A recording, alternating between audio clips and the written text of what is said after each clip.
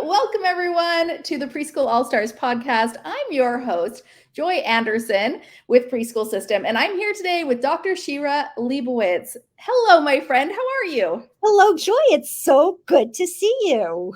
So we have been able to have the chance to, over the past year, have a lot of Zooms just like this. But now it's really cool because we get to invite all of our audience to be able to share and learn what you've learned over the past 2 years as you've been writing this gorgeous book, Havens of Hope. So, my friend, tell me a little bit more about why you wanted to share this. And first, before we do that, let's talk, what is the book about? Go ahead and share with our audience. Absolutely. So the book is about 25 different educational programs, including Joy, and you guys, you are in the book if you're in Joy's program, that not only navigated through the challenges of these past 2 epic years, but got better through it. And from the start, from the very beginning, I own a childcare center and preschool just north of New York City. We're one of the first and worst COVID hotspots in the country, and we never closed. And in those early days, connecting with other ECE educators who, whether we were open or we were switching to remote or we were moving outside or all of the things that we were all doing, we were figuring out so much. And I really, being a Reggio girl and believing in documentation, felt I was in this moment and wanted to document it. So I set out to write this book, believing that there would be wisdom in it that I would need the gift of time to look back on, to understand how we could apply it in order to move forward. And what's interesting too is, I mean, it could have been just a blip in our nation's history or the world's history, honestly, but it wasn't. It lasted. We're still dealing with it. And what's amazing for your hindsight is to be able to look back and say, what worked then, what didn't work, and what are we still using today because we went through that. And it's almost something that we're improving our practices. So this book, really quick for all of our listeners, Havens of Hope, is available, is that correct, tomorrow? Tomorrow. Awesome. Okay, so when the podcast episode launches, it will be available today because it'll be tomorrow. But anyways, go to Amazon, search Havens of Hope. You'll be able to find it. You'll want your copy. How many people did you interview for this book? 24 programs are in it, 25, including mine and including you, Joy. Yes. So 25 amazing insights into the pandemic and how it changed preschool and early childhood education practice forever. Definitely go grab your copy on Amazon, but we're actually going to give away a free copy to one of our listeners today. So keep the chat alive. We're going to have eyes on the chat. And anytime Shira says something that is impactful to you, please share it. If you have questions, feel free to share those too. We'll answer those at the very end. But we're going to give away a free copy of this gorgeous book here. So make sure you keep that chat alive. So Shira, you set out on this process, but when you started documenting, of course, what was working for your center, how many months did it take you to say, this needs to be a book? I need to go get some more outside information. It was so fast. It was probably in June of 2020. So pandemic starts, and I feel like we're at this founding moment of education, and I see these amazing things our educators are doing. That's actually when I reached out to you, Joy, early on, because you were putting out these ads about running online preschool, which I was doing at the time. And I remember thinking I was running online programming for the majority of the families who weren't coming. I was open for the essential workers.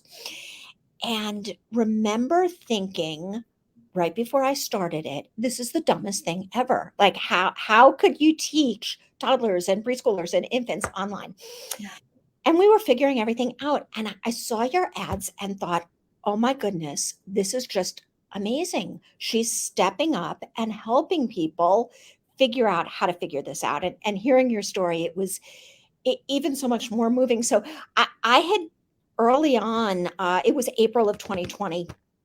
I started reaching out to people on social media, just saying, can we talk? What are you guys doing? Yeah. Because the loudest voices at the time were about how horrific everything was, and it was, and how much grief and how much pain. And that was all true. That story is true, was true, and is true.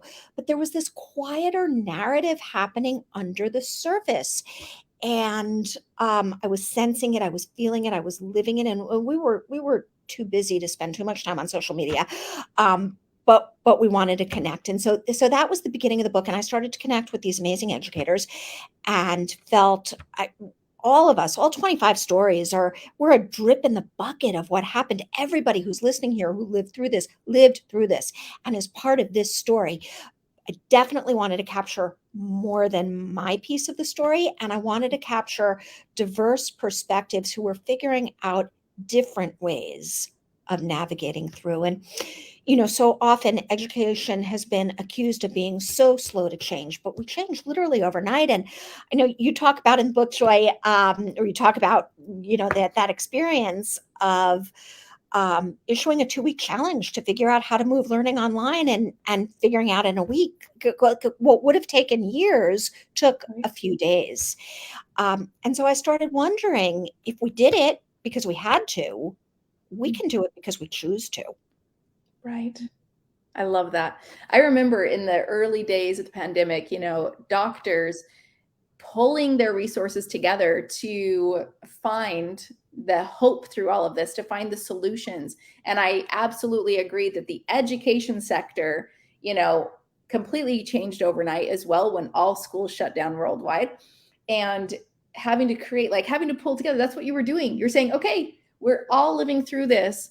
Let's all come together now and find out what's working, because there were some brilliant different ideas. So you mentioned, yes, we led the way to talk about how to teach online preschool, but now you chatted with some amazing other educators. What were some other really interesting ways that you have heard that they started doing during that time? People started their own schools. So there were parents or educators who said, we have to do something, and created these pods that all of the ones who are in the book were so good that they never closed. They are full on schools now, because what they created, because for their own situations, the remote learning that schools, with heart and with soul and with compassion and giving so much, and did good work, but wasn't enough for them. It wasn't working for them. So they created full on schools, and Mhm. showed us how we can create full on schools. So creating schools, moving learning online, and in moving learning online, finding what was that core of learning that mattered most, that transcended any challenge or any limitation or any constraint that you could ground into. Um, or moving learning outside, the outdoor programs that flourished through this time. And COVID was a catalyst for them, but it was about far more than COVID. And they've remained vibrant and outside throughout, and have developed this confidence and this resilience that they can do things that would have seemed impossible. We made things, all of us, we made the impossible not only possible, but absolutely routine. It became everyday, it became normal, it became what we do.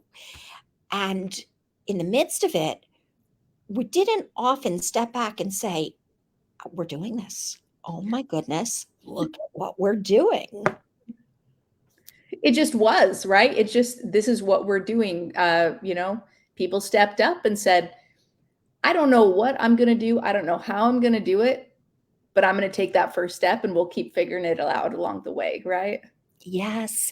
And so we were able to ground deeply into what mattered most to us Mhm. when we were intentional. And one of your quotes in the book, Joy, that I love and have used numerous times is, we shattered the norms of what learning can be. We absolutely showed the world that the way we thought things had to be doesn't have to be the way things have to be. I think too about the online sphere. And I mean, if you had asked parents and asked me, prior COVID, hey, could you consider, putting your kiddo on online school every day, all day, for school or Mhm. whatever school hours? I would have said like, no. But there are so many. I mean, I think it absolutely opened our eyes to, we thought it was our belief. We shattered limiting beliefs. We had a belief that it wouldn't work that way. And then we showed people a way it would work. Could you talk a little bit about Reggio and, the past crises that have developed these beautiful teaching philosophies and how those were born? Absolutely. So one of the earliest moments in the pandemic, it was early April, and I had been early on um, determined to try not to have to furlough my staff, not to have to close and not to have to furlough my staff. And after the first round of Paycheck Protection Plan loans went through, and I Yeah. didn't get the first round, got the second round, although I had gotten in my application quickly. And at that point, payroll was coming out of my own savings, and it was just scary, right? There was no way. So I had to, it was only about 6 weeks, I had to furlough most of my staff. So I had this one room open, and it was eerie because this whole center is dark except for this one open room. Right. I'm in this room with two other staff people, and inside, so it was the most amazing moment of learning I think I've ever experienced in my career. So the kids were they were deep into water. We thought they'd be interested in germs and COVID. They could care less. But hand washing was obviously a very big deal.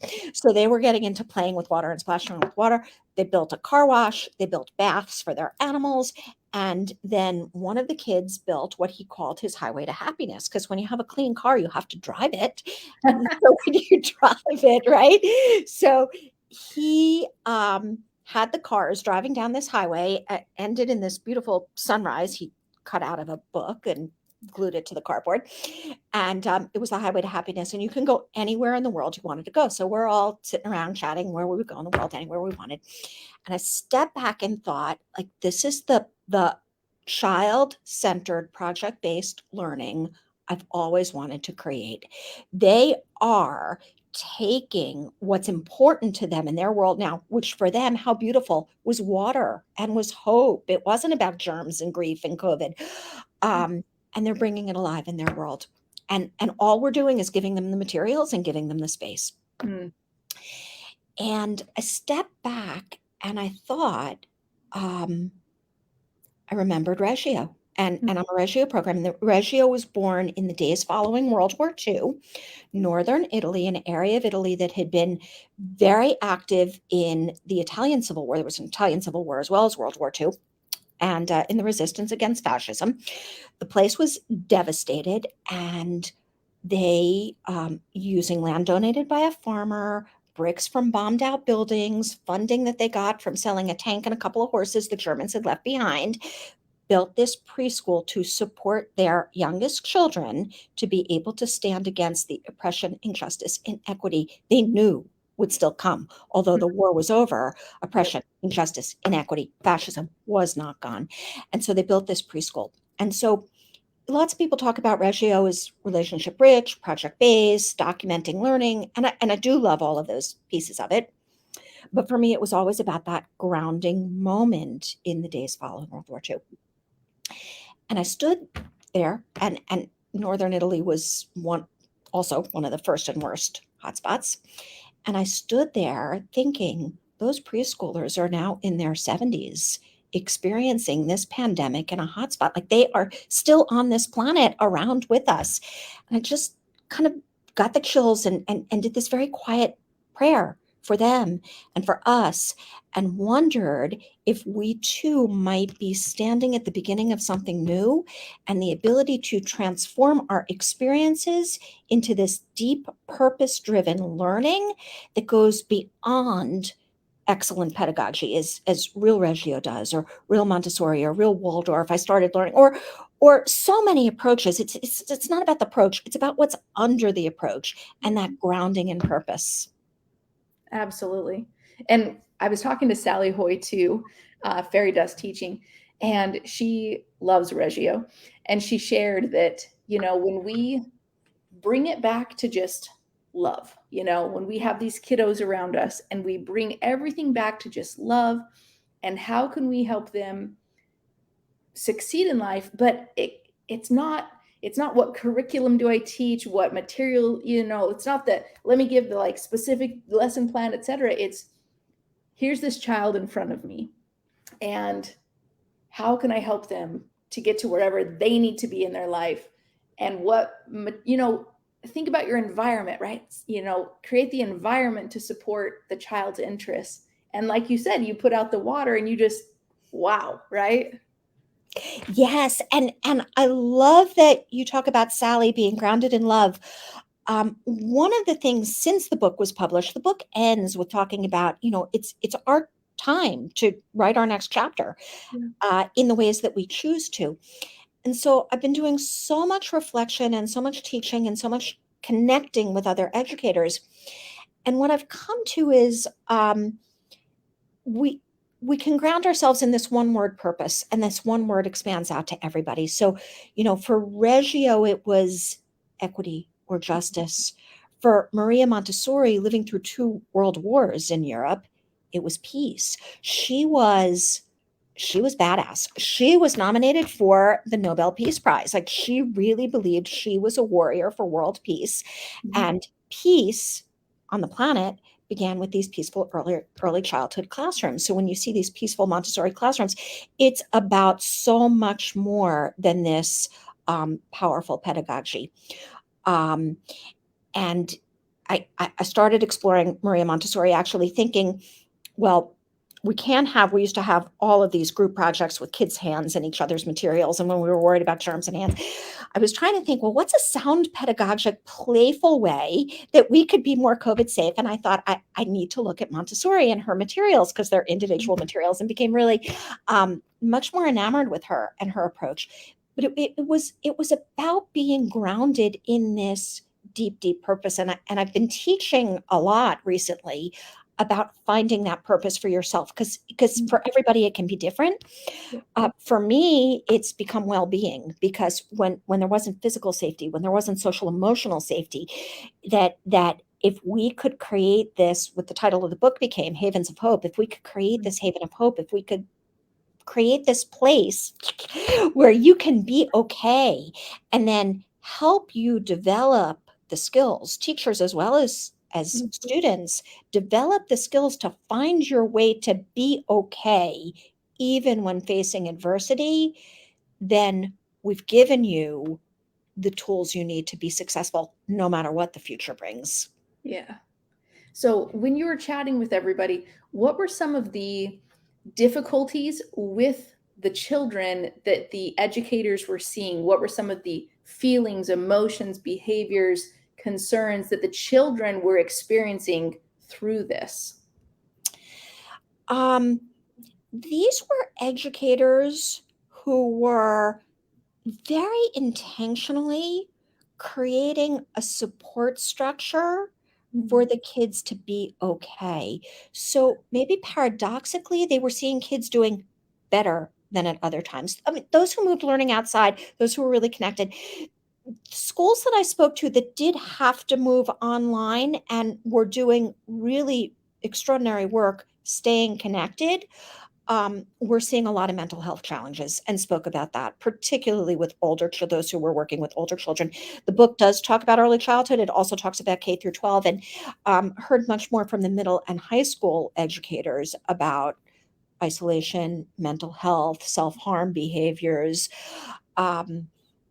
which also connected them and connected me, and listening to them back in this grounding, and how can we support well-being even when it's hard, and even when so much is stacked against us, and even when there's so much trauma we're experiencing. Yeah. I think too, like, and you mentioned, we all lived through it. What's interesting, and this is something I'm still trying to wrap my mind around, but every person we interact with has gone through the trauma. We're all living through a collective trauma. And sometimes we forget to give each other grace, because everyone deals and has dealt with that trauma over the past 2 years differently, And I think about the children going through school now, and you've got these, maybe they were babies and now they're entering, I guess, preschool, little toddlers, or you've got the preschoolers who maybe missed out on all of that and are starting to hit kindergarten. How can we support these young preschoolers who went through the pandemic and now they're coming up on preschool age, 3 to 5? What practices have you learned through your book and all of your research that you would say, based on everything we've learned these past 2 years, let's make sure we keep these tenets in place. Let's make sure we, if possible, add these items to our foundation. Don't worry about self-imposed, this is where you have to be at this stage, at this moment, right? If a child is not at whatever the school system has deemed grade level now, this wasn't even what the school deemed grade level 15 years ago. Why does that even matter, right? What matters, really ground into what matters for kids to be able to thrive today, right now, and well into the future. And if that means that not 100% of kids are at grade level in reading and math in this moment, it's okay. It's okay. And I know that in the public system, that's so hard because so much pressure is placed on those scores. But I think that the K-12 space has a lot to learn from early childhood that has really taken that. Let's take the kids where they are in a much more direct way. And I'm different than most of the early childhood folk in that I have taught and led programs of people for literally every age from birth through doctoral students in education. Most of my career was at a principal of elementary and middle schools, and I teach doctoral students. And I came to early childhood in 2019, right before the pandemic, because I had spent so many years of my career trying to pull the play and project-based magic of early childhood up through the grades. And it was a hard fight. And there came a point where I decided very intentionally, I wanted to go into early childhood and set that foundation as strong as I could. And from there, try to speak K-12. And I didn't anticipate a pandemic in the middle, but I think now more than ever, the wisdom of early childhood speaks loudly. I love that. Well, you have something exciting going on. So for everyone who is loving what she is sharing, and I wanted to have her on here, I said, as soon as your book is written, girl, you tell me as soon as they can grab a copy, because I need to have you on my podcast. I need to share this with everyone. We all lived through it, but we need to take the lessons that others have gained, and we need to add those into our future teaching. These are so precious children that I think too, as parents, really quick, I want to wrap up what we had just talked about. As parents, if you have a child who is not, quote, up to par or meeting a certain standard from other people's eyes, give yourself grace, give your child grace, take a breath, and realize that you have a runway in front of you, and it's a long runway. And, it's paved with educators and people with beautiful hearts that want to support your child. So just know your kiddo's going to be okay. But let's talk about your book club. Now, quick reminder, everyone who's listening, keep the comments going. If you have any last questions for Shira about her book, we're going to get to those in just a minute. She's, creating the book about redesigning education from the COVID-19 pandemic. And we're going to give away a free copy of that book called Havens of Hope. But before we do that, let's talk about your book club that's coming up. I'm going to drop a link right now to the book club, and you share all about it so that we can go sign up for your book club. Absolutely. So it's free. It starts tomorrow when this is filming tonight. And you'll get the replays. So if you're listening to this later, you can go back onto my website. It's revabilities.com, REVABILITIES.com, and you'll find a link to get the replay, even if you're listening to this later. It's 3 sessions and really structured so that even if you have not yet read the book, because it's starting the day the book is coming out, so I don't expect that people have read it, you'll be able to engage and really take the time to reflect on the wisdom you've earned, because you have earned, not only learned, you have earned this wisdom. And you owe it to yourself and to your students to take the time, to take the deep breaths, to connect with others, and to really make choices about your next steps as you move forward. So And the book club is designed to do that. Sorry, the book club's designed to do that. So there'll be a little bit of training. There'll be some questions that you'll be able to jump in and answer and chat with each other, and time for Q&A. I love that. And you said, I'm just going to write here, the free book club, guys, everybody go sign up right now. It's going to be a transformational experience for you to go through that.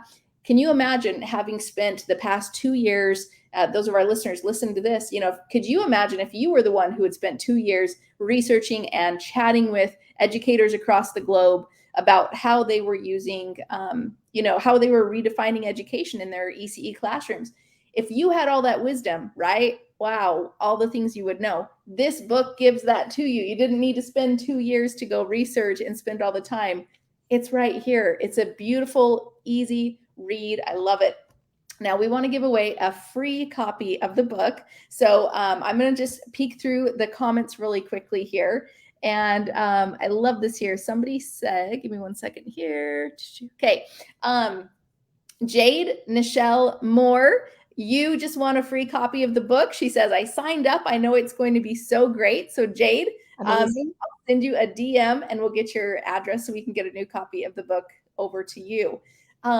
So the book club is going on right now. And for those of you who are listening on the podcast or the YouTube channel, just click in the description. You'll see the link for the book club right there. I'm going to post the video right now and the audio right now. But Tuesday, August 23rd is when the book goes live on Amazon. So you can they pre-order right now? They can. Perfect. Order it today while you have it on your mind. Go grab your copy. And of course, it'll be there to you tomorrow. So Shira, is there anything else you'd like to share with us before we go? There's one thing, which is the way that I found the people to interview for the book was very unscientific. I put out a couple of social media posts saying, I feel like many of us are getting better and not talking about it that loudly. Is that you? I'm writing a book about it. Would you like to be included? And so people responded.